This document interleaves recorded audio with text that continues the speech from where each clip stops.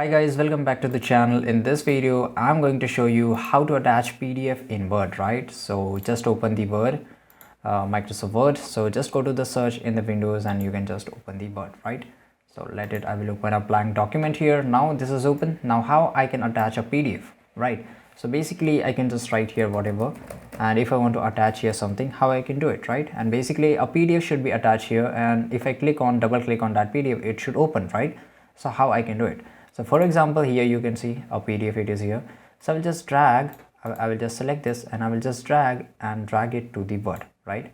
And here you will see that PDF has been entered, right? So it's not just an image. If I just double click on this, it will get open, right? You can see this is open, right? And after that I can change this PDF and all that, right?